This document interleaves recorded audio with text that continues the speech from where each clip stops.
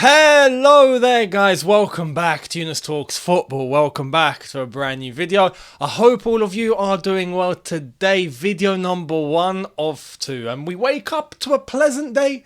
The sun is shining, the birds are chirping, Chelsea have a team again. I mean, it's beautiful, isn't it? It's absolutely fantastic. We are going to dissect what went down last night. Now, what went down last night in the early hours here in the UK was Chelsea decided to annihilate Wrexham. Now, Wrexham, thank you for coming. Much appreciated. We wish you the best for the coming season. Actually, do we have to play them again? I don't know if we have to play them again. Do we play them twice this pre-season or is it just once? I think we initially had them down twice and I think one got cancelled. So I think it's just the one. So if we don't see him again, Ryan Reynolds, Ben Foster, the lot, good luck in your upcoming season. And Chelsea. Man, what a game. What a game. And I'm so happy to be in a situation where I can give you guys a match review on so many new players and not have one bad thing to say. I'm shocked. I didn't think I would be here. I honestly thought, right, you're going to understand the direction this video is going in. I honestly thought I would come on here and tell you guys, this player I don't think's quite ready. That player, he's alright, but not quite there. We don't have that. In fact, we've got a problem. Yesterday gave us a problem. A very good problem, a great problem, a problem that any manager would want, but we have a problem. So, we're going to dissect it. Before we do, I'm going to let you guys know, if you didn't catch last night's video, I will leave a link for you guys right here. Go and check it out if you haven't already. Also, subscribe to the channel if you are new and you haven't done so. Make sure you hit the notification bell as well to be notified once I've uploaded. As well as that, check out Younes Talks Football on all socials. Links in the description as well as screen right now. At Younes Talks Football on Instagram, at Talks Football on Twitter, and at Younes Talks Football on TikTok. Now, we've got video number 2 coming later on tonight. Depends what happens from now up until later. So it'll probably be a more news-dominated video. And there will be some news towards the end of this video. But we're going to start with Chelsea Wrexham. And we're going to mention another pre-season game that took place yesterday towards the end. But Chelsea Wrexham, man, where do I begin? So many good things happened here. I don't know where to start. Right, let's start with how we actually shaped, right? We shaped in a 4-2-3-1. Double pivot, 3 and 1 striker. Later on in the second half, we changed to a back 3. Now, the team that we started off with, we started with Jamie Cummings, we started with Gusto, we started with Cucurella, Humphreys and Chalobah as the centre-backs. We started with Santos and Casadei as the double pivot. We had... my brain's gone blank. We had Jackson up top. We had Moreira. Oh man, I forgot the others. My brain's gone blank because we had players come on afterwards. And I'm doing this off the fly, by the way. I've not got any notes in front of me or anything. But we had players come on in the second half that switched it up, like Gallagher, like Chilwell, etc. Right? Nkunku. But the one thing that I want to focus on are the players that we wanted to see. Oh yeah, Ian Maatsen. How am I forgetting Ian Maatsen, right? And Ian Maatsen, we'll actually start off with Ian Maatsen because he's one of the guys that I was about to mention in terms of the core of players that we wanted to see play for the first time yesterday and get an impression. Now, like I said earlier on, I thought my impression would be, yeah, no, all right, he's all right, yeah. There's development, there's work to do. No, I'm actually not there. In fact, and I know, look, we have to take things into context here. We played Wrexham, so let's be logical here. And it's the first game, right? There's more. We've got Brighton on the weekend. That's going to be a bigger test. That's actually going to be a very big test. Why? Because that game means something to us. And I think it means something to Brighton too, but it means more to us because we feel like we're getting done by Brighton left, right and centre. Mate, they've made us suffer. They gave us Potter. They gave us their staff. They gave us all of this suffering, yeah, that we went through. And now they don't want to give us Caicedo.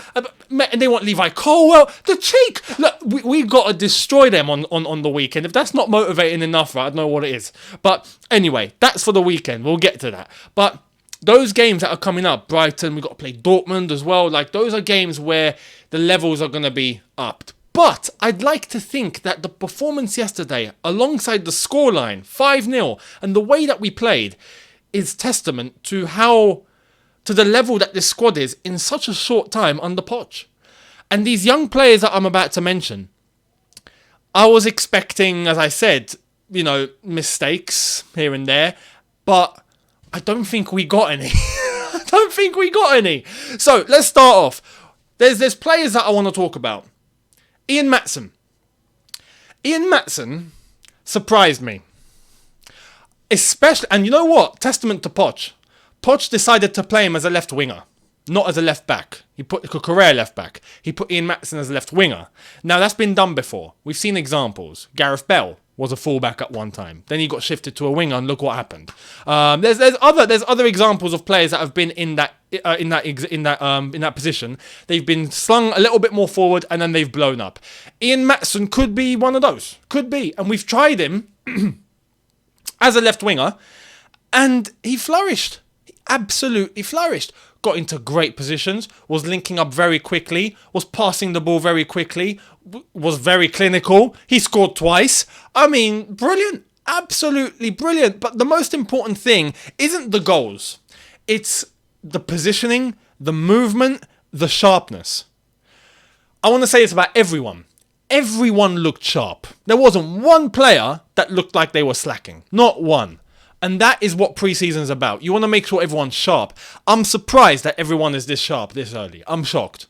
I didn't think we'd be this sharp. I thought we'd be a little clumsy. We were not clumsy at all. The players that were playing in the first half, sharp. Players that came on in the second half, sharp. Players that lasted the whole game, sharp. And we'll get to one in particular towards the end. But Ian Maatsen, he's made a statement, and I'll actually show you now. This wasn't the pecking order, but I'll show you now. It's only right. So here's what Ian Maatsen had to say after the game. He revealed that he would ideally like to remain at Chelsea. I hope to come back here and show the fans and the manager what I am capable of. Of course, sometimes it's difficult, not knowing your future, but you try to do your best all the time, stay calm and not stress. Just think about football, ask a lot of questions about how to get better, how to improve yourself, ask your teammates and help them as well. He's made a case. He's made a case for himself. I wouldn't say that it's absolutely nailed on that he should stay, but as a left back, we go back to my point, as a left winger, he's unlocked something here. We could maybe do with, a bit of rotation for Mudryk, for example. Sterling might have some competition. This is where we need to analyze things. Maybe one of them actually shift over to the right, and now we have a choice between one of them, Mudryk or Sterling, and Ian Maatsen in terms of left winger. Maybe we can entertain that. It's a possibility. He played really, really well yesterday. I am very impressed with Maatsen, and I'm glad he scored those 2 goals. And his chemistry with a few of those lads are already looking great. And we're going to move from Ian Maatsen to one of the next guys that I want to talk about. Nicholas Jackson. Oh boy. I did not expect this from Nicholas Jackson. No, I didn't. Man, there's a few things about Nicholas Jackson I noticed immediately. And I was like, oh my God, I'm so happy. His pace is ridiculous. Did you notice how fast he was? There was one action where he was running with the defender for the ball. He was about 15 metres away. In about 2.5 seconds, he was ahead of him. I'm like, yo. I did not know you were this quick. I was not aware of your facilities, big man. I was not aware.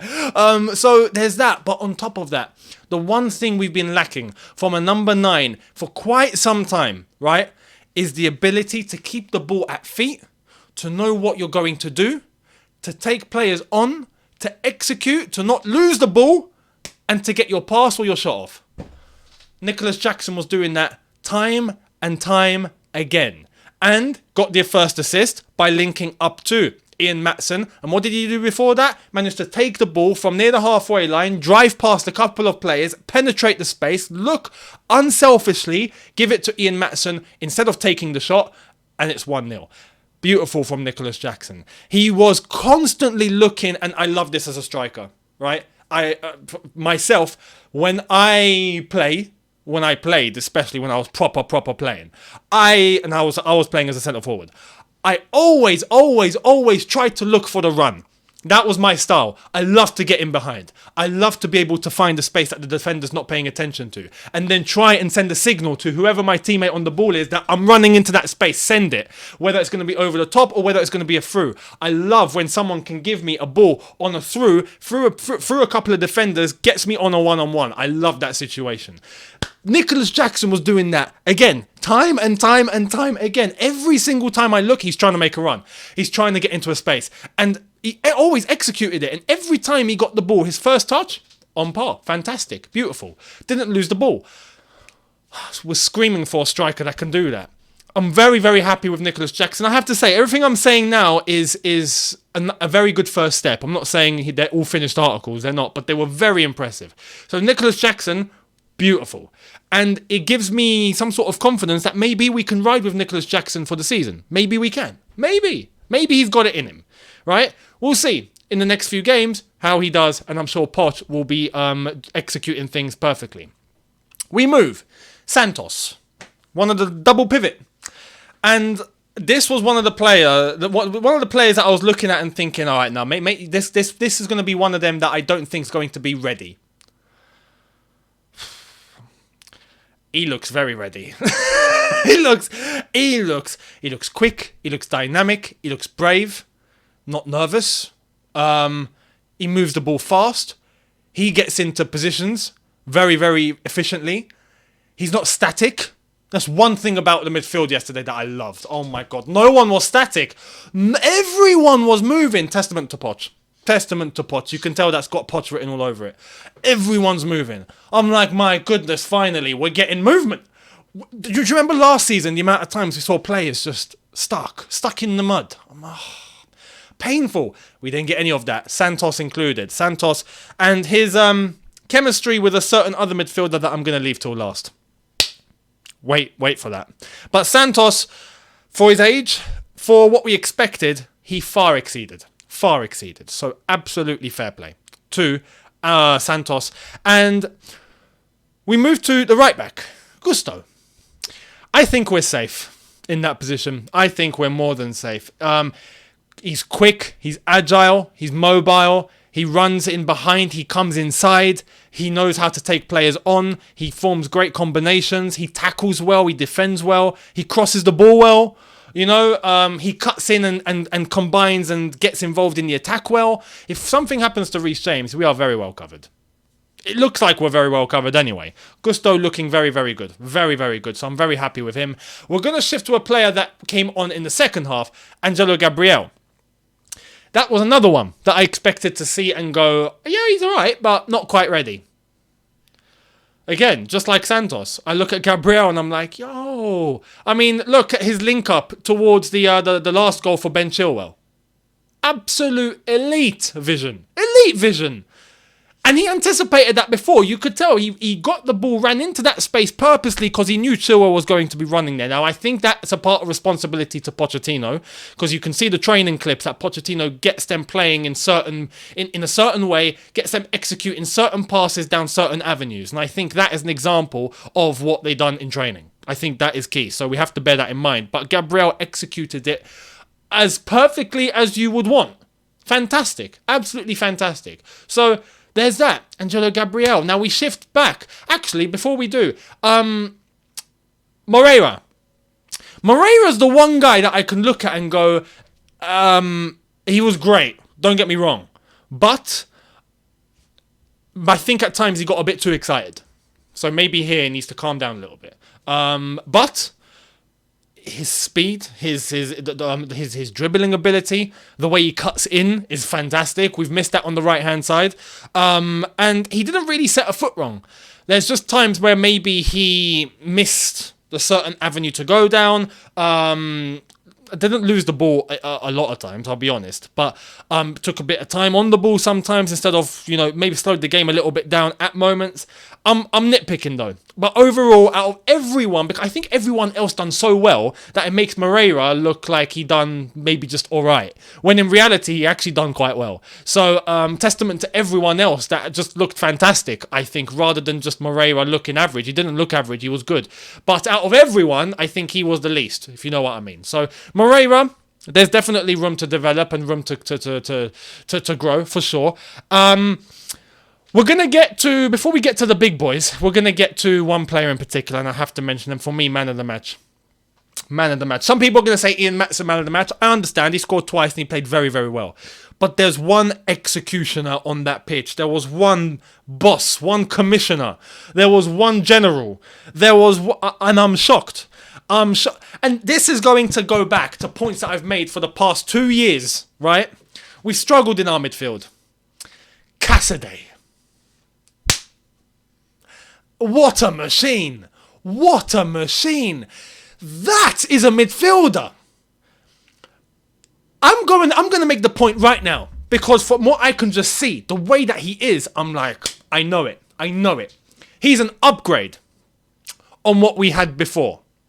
When you look at, if you try to take, for example, Mount and Kai Havertz that have left, right? I'm not going to include Kovacic and Kante and all those guys because they're at levels. I mean, they've had their careers. They've accomplished. So let's leave them out of this.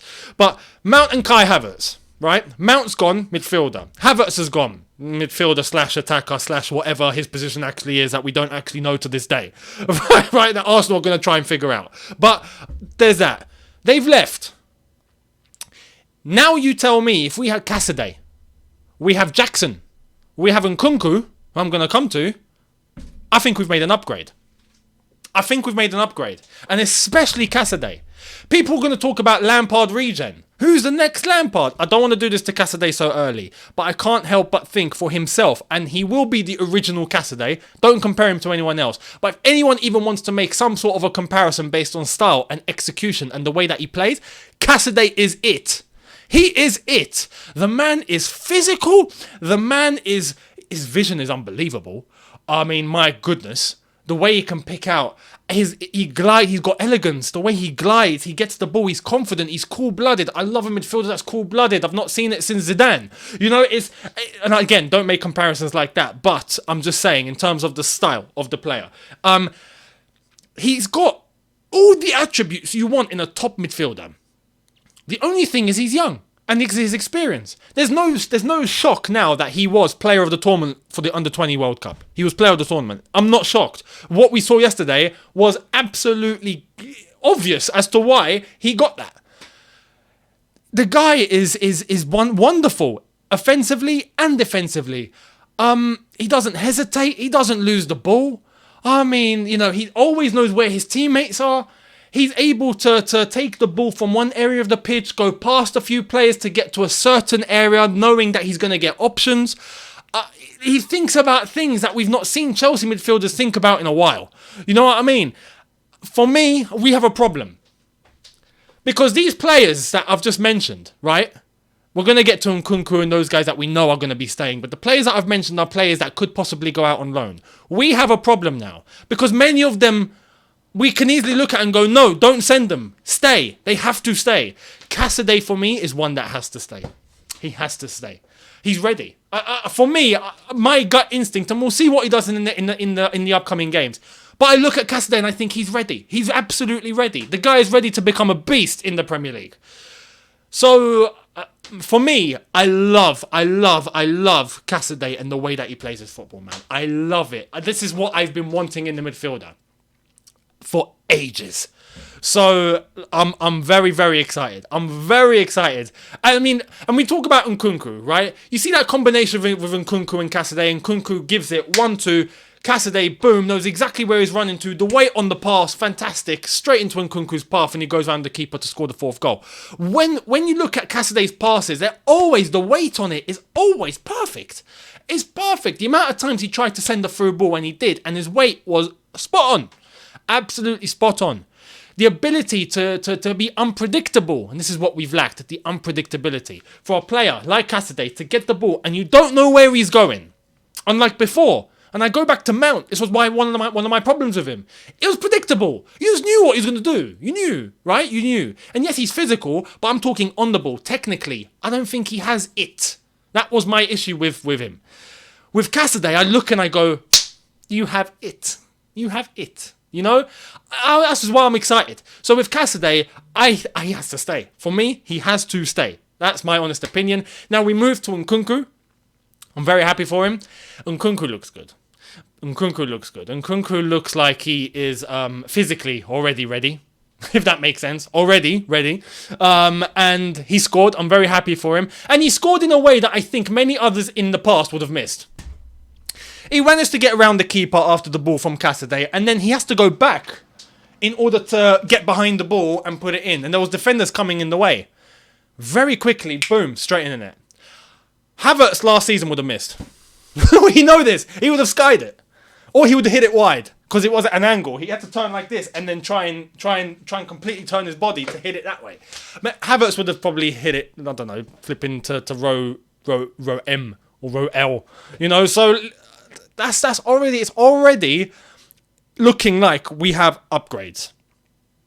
But like I've said, give it time. We'll wait and see what happens moving forward. So, have I missed anyone else? I don't want to miss the other players. I think players like Cucurella, especially in the second half, coming off the fullback position into a centre back position after we went to a back three, looked better there. Even though Potter's already confirmed that was temporary, just for cover. And we had Gallagher come off the bench. Gallagher looked alright, I have to be honest, and he scored. Great goal. Good link up with Sterling. Sterling looked at times really good and times just quiet, but at times really good, but managed to get a good assist over to Gallagher. Gallagher taking a shot from outside the box, which is nice, and he puts it in the bottom corner. Fantastic. Gallagher looked sharper, a lot sharper, and we know we kind of expect that from him because he is physical. But let's wait and see how he's going to perform in the upcoming games as well, because from what we saw yesterday, it's already an improvement from what we saw last season from Gallagher, 100%. So we've got to give the opportunity and the chance. Let's be fair. So apart from that, Humphreys I thought was decent, very decent in that defensive line alongside Chalobah, who did wear the captain's armband, and I'm happy for him. And yeah, am I missing anyone else? I hope not. Anyway, we'll see what happens in the friendlies coming up as well. Brighton on the weekend will have a better picture in terms of how ready we actually are as a team. Now, Ben Foster had something to say about Chelsea last night. Let's get into it. When they get the ball in the final third, wow, runners down the wing, players coming inside, going outside, and there's always taking the ball on the run. They're either already running or they're picking it and running with it, so it just gets you on the back foot straight away, and it's good to see. There's so much pace, they're so sharp. It's true. The movement yesterday shocked me. I didn't expect us to be this sharp, as I've said. The way we were moving, our combinations, the overall movement, positioning, and combinations was just outstanding. Outstanding. And to get that right in such a short time is unbelievable. Potter hasn't been here for that long, and we haven't had that much tactical work. It's been very physical. So for us to be able to do that so quickly, very, very happy. Very, very, very happy in terms of where we are in pre-season at the moment. It exceeded my expectation. So let's wait and see what happens on the weekend, but let me know your thoughts down below in relation to our performance last night against Wrexham, and testament to everyone. Like I said, we have a problem. Who are we sending out on loan? That's what I want to leave with you. Because, my honest opinion, Maatsen, I don't want to send on loan now. Jackson, definitely not going anywhere. And Nkunku, we already know, of course, not going anywhere. Santos, it's a very good sign so far for me saying, no, don't send him. But I think we will have to send him on loan. Gabriel, similar situation. Gusto, we already know is staying. Moreira, I think, needs a loan. That's fair. Cassidy has to stay. Has to stay. Easily has to stay. So let me know your thoughts down below if you agree or disagree with those statements. And yeah, we'll take it from there. Now, let's get some news before we wrap up. Starting off with the latest on Lukaku. This could get messy. Romelu Lukaku is no longer a priority signing for Juventus, who have put their pursuit on standby. All the Chelsea striker has left now is Saudi Arabia. That came from Gazzetta dello Sport. That's worrying, because Gazzetta dello Sport are Italian, big Italian outlet. And yeah, Juventus, what are you doing? I hope Juventus didn't watch my video from the other day, me telling them that they're crazy if they go in for Lukaku. I hope they didn't watch that. They watched that? Oh, man. Did I mess this up? Crap. Okay, here's more about Lukaku. The Saudis are not letting go of Lukaku. He had expressed his interest in Saudi Arabia during his meeting in Paris with the president of Al Hilal on Monday, June the 12th. His priority was to stay in Europe, but Lukaku has kept in touch with the Saudis. This is from Sasha Tavolieri. And look,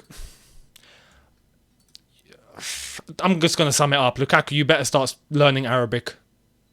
Start learning Habibi. Salam alaikum, Romelu. Kif halak? Alhamdulillah. Alhamdulillah. You got to start getting used to that, mate. Off to Saudi you go. Because I don't know if Juventus are up for it. Maybe Juventus woke up. Maybe Vlahovic isn't going. Because that was the whole point. If Vlahovic doesn't go, they're not getting a striker. So maybe it's that. We'll see. Let me know your thoughts on Lukaku. I hope he ends up going. Just go. He goes to Saudi, he goes to Mozambique, or he goes to Timbuktu. I couldn't care less. But if he just goes, right? So let's wait and see how this one's going to end up. I hope he goes off to Saudi, though. Go and get the bag. Go and finish your career and go and get some money. It's as simple as that. Anyway, let's move. Latest on Conor Gallagher. Tottenham have Conor Gallagher as a midfield target to replace Højbjerg. Chelsea would be reluctant to sell Gallagher, though that could change if they can land Moises Caicedo. Sources also indicate Chelsea are reluctant to sell to strengthen rivals further after Mount and Kovacic sales. I want to say this, right? And this goes for Mount and everyone else as well. If our midfield is looking like how it's going to be, and if we get Caicedo, I think we'll be all right. We don't need to worry about strengthening others. We're strengthened. That's the most important thing. They can have all these players. They can have Mount. They can have Kovacic. They can even have Gallagher. They can have all these guys. I think we'll be solid. I think we'll be, if we get Caicedo. That's absolutely key. Now with Gallagher, like I said, there's an opportunity here for him to really show that he has leveled up. And if he has, then, of course, we absolutely entertain for him to stay. Of course. There is one role for Gallagher that I remember mentioning last season. And I remember watching the game from last night and thinking, because he was in the double pivot. And then he shifted over to a single pivot when we had Cassidy move a little bit more forward when we moved to a back three. It was Gallagher that was sitting. And when I was looking and thinking, could Gallagher be used as that John Obi Mikel? Because he has the attributes for it. Do you remember last season we mentioned it once and he looked good. And then he got moved over to just playing again in the double pivot or a little bit more offensively as a 10, which didn't quite look good. But anyway, he's a destroyer. He's physical, he gets stuck in, and he can release a ball. That, in terms of what Gallagher can do, is great. Do we entertain that? Or do we think he can be moved a little bit more advanced? I mean, he did show yesterday that he can take a shot, which is nice. So there's a big question mark on Conor Gallagher. It wouldn't be a disaster if we let him go. Trust me. I don't think, especially if we were to keep Cassidy, or if Santos does impress even further and we keep Santos, Caicedo comes in, we've got enough cover there in midfield. But do we keep Gallagher? Do we not? Let me know your thoughts down below. Much appreciated. And before we wrap up, a couple of things happening elsewhere. Here it is. This is from last night and the MLS. All-Stars losing 5-0 to Arsenal. On CBS, they did talk about how maybe the MLS should stop getting these top European clubs over to face their All-Stars teams because they keep getting battered. And Arsenal yesterday won 5-0, so we won 5-0, they won 5-0, and fair play, they actually played really well. Kai Havertz scored! And people trying to say he scored a volley. No, he didn't. He scored a half volley. I get it right, yeah? He controlled it on his chest, it bounced, he looked up, and then he hit it into the net. Right, and I'm shocked that he actually managed to get that on top. No, I'm not shocked. I'll be honest. No, I'm not. It was close, so I'd be shocked if he missed. He did a lot of missing for us, so it's probably just PTSD kicking in. But for Arsenal, he did get on the score sheet yesterday, so fair play. And Arsenal won 5-0. Great goal from Gabriel Jesus, by the way. My goodness, was it Jesus? It was Gabby. I think it was Jesus. Or was it Martinelli? No, it was Jesus. Ball straight into the top corner from outside the box. Post and in. Beautiful goal. Beautiful goal. But they won 5-0, and the MLS All-Stars, look, they're not so All-Star now, are they? Getting battered 5-0. They're basically Wrexham. So, maybe we should have a conversation. Should their All-Star team keep hosting these sort of games? Because is it really a test? We want to be tested. Anyway, let me know your thoughts. And to wrap up, big business from Aston Villa. Bayer Leverkusen and Aston Villa are close to an agreement for Moussa Diaby for around 50 million euros. Al Nassr are set to make a new official offer for the Frenchman. He will then have to decide between the two clubs. So Moussa Diaby, Bayer Leverkusen, could be going to Aston Villa. Aston Villa are doing bits. Absolutely fantastic business and targets being acquired at Aston Villa. They are levelling up in a way that I didn't expect them to level up since they got rid of Steven Gerrard. Honestly, they got Unai Emery in and they're doing all of this. Absolutely beautiful. So, yeah, fair play. If they do get Moussa Diaby, big signing for them. I'm shocked no bigger club has come in for him, really. So, anyway, let me know your thoughts on a potential move for Diaby to Aston Villa. And how do you think Aston Villa will do in the next season? Let me know down below, and I will see all of you later on for video number 2. So make sure you guys are going to be here for that, and yeah, we'll see what happens from now up until later on, and I will be discussing all of that later on. So make sure you guys are here. Hit the subscribe button if you haven't already. Hit that notification bell to be notified once I've uploaded. And do not forget to check out all the socials, like I've already mentioned. Instagram, TikTok, and Twitter. Links are in the description. Talking about Twitter, I will show you something that I posted on Twitter yesterday just to wrap up and tell you how happy I am. So let's get to it. This is what I posted yesterday. We went from seeing our manager do nothing and watch on the sidelines as our players got into a bust-up in a Champions League knockout game to seeing our manager run at the referee for blowing the half-time whistle in a pre-season friendly. And yes, indeed, the vibes have finally arrived. If you remember, this on the left-hand side was when we had the bust-up with Dortmund, and we had Graham Potter alongside this guy, basically just standing there watching. And yesterday, we had Poch at half-time run up to the ref, fuming that he blew the half-time whistle when we were about to launch an attack. He proper had a go at him as well. Vibes! The vibes are back! It's good to see a Chelsea manager that is that has that characteristic, that what's the word? Attitude in a good way, you know? That passion, the personality. Man, it's so key. It's so key. I'm so happy we finally have it. So there we are. It wraps up today's video. Thank you all so much for watching, and I will see all of you tonight for video number 2. Have a good one. See you then. Take care. And peace.